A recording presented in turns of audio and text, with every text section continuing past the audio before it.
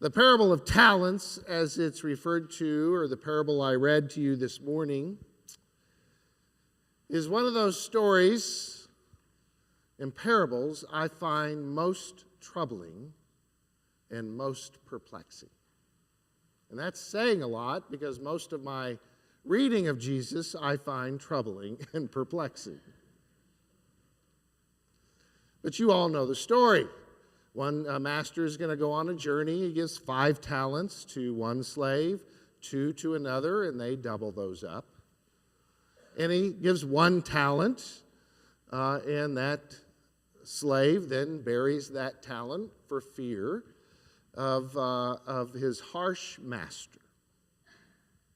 And when the master returns, the slave with 5 talents returns them.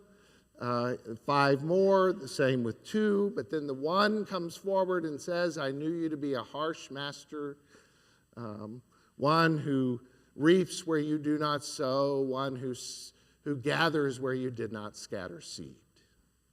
So here's your 1 talent. And of course, we know the response of the harsh master, rather harsh, is what it is. He proves himself to be a rather judgmental and harsh master, sends him, has him taken away what he has, sent out into the darkness, and there's gnashing of teeth. I find myself wondering what the heck is the good news in this parable. In fact, I think it's a capitalist Wall Street dream of a metaphor of a story where the rich get richer and the poor get poorer. I find that a challenging story, and then it seems to be it isn't consistent with the other stories Jesus tells about the spiritual life and about God. It just doesn't seem consistent. In fact, I'd call it the parable of ungrace, right? And so I struggle in this story that Jesus tells to find where is the point of contact? Where is the place in which we might hear something different?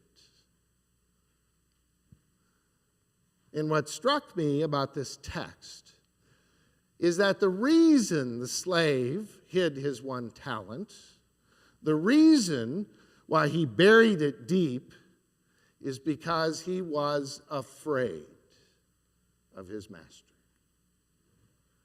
And that the crux of this story really is not about the one who invested and got 5 more, the one who doubled with 2, but the crux of this story is the reason for me why that 1 slave buried their talent. It's because they were afraid.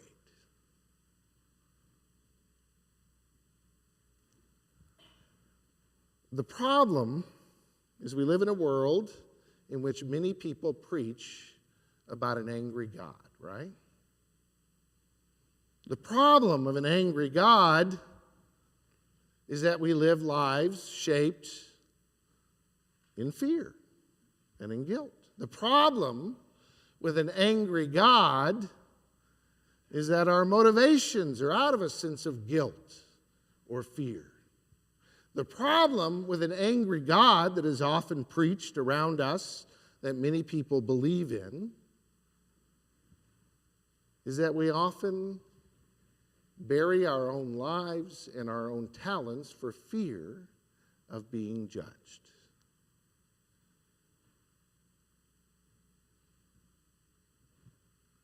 And so in many ways, that slave represents the image and the problem of an angry God. And there are those who use the angry God to preach a message in which it forces people out of guilt or fear to behave in certain ways. And that is a challenge.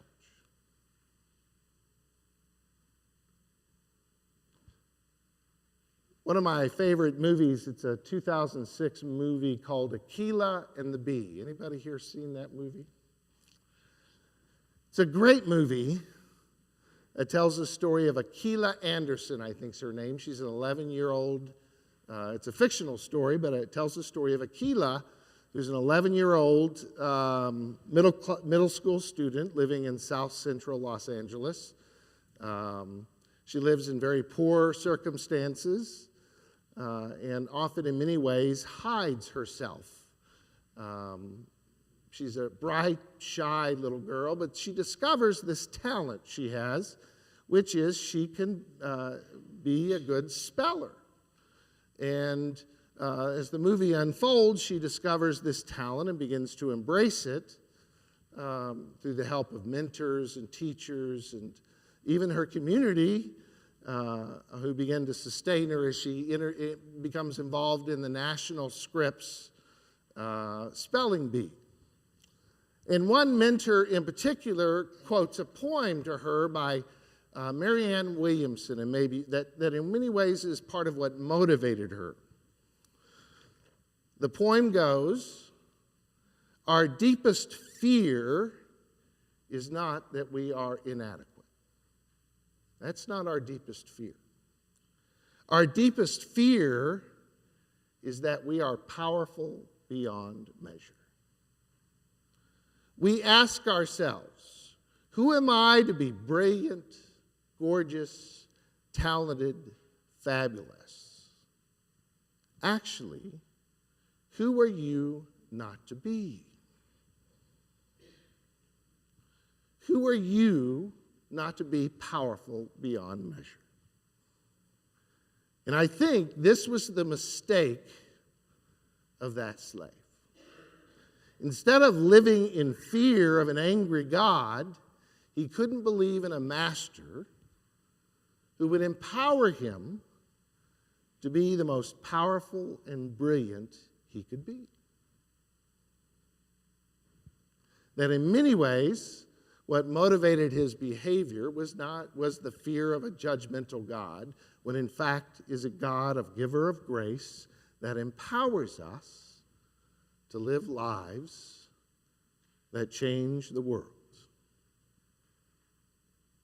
I was struck by that the past month or so as a number of women have stepped forward and spoken of the pain, sexual harassment, and abuse with people who were powerful in their lives, powerful in our society.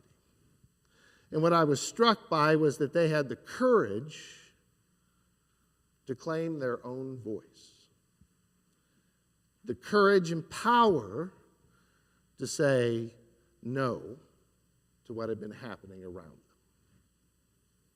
That grace to speak the truth to power. And it is only when we embrace our voices and embrace the grace that makes us powerful and brilliant and loving that the world can change.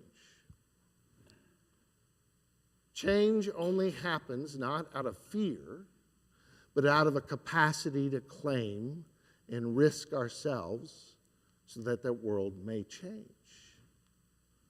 Transformation only occurs with the courage and willingness to claim the goodness of God's love for ourselves and the goodness of God's love for those around us.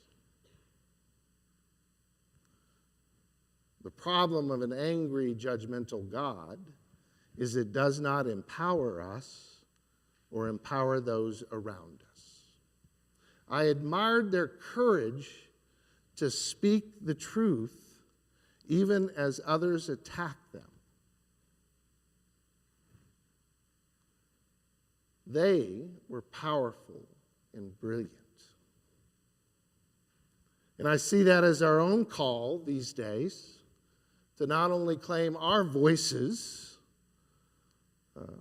not only claim the grace that God has made us in, but also to empower others around us to know they are beloved children of God. In fact, one of the most important things we can do as a church, as a community of faith, is to give voice to our girls and our young women, that they know that they are powerful and brilliant and loving children of God. That's an important task we have as a church, to teach our own girls and young women that they have an important and valuable voice that should be heard. But it's also as important that we teach our boys and our young men that masculinity is not defined by power over or the objectification of someone else, but by truly seeing, truly embracing that we're all children of God.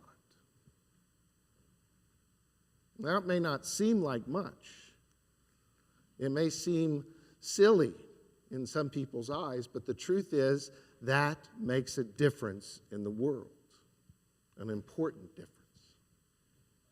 So this Thanksgiving, I invite you to give thanks, not just simply by saying thanks to God, but by embracing within yourself that power and brilliance and love that God has gifted to you, and embracing in those around you the same thing. And it is only when we do that that we truly enter into the joy of our Master.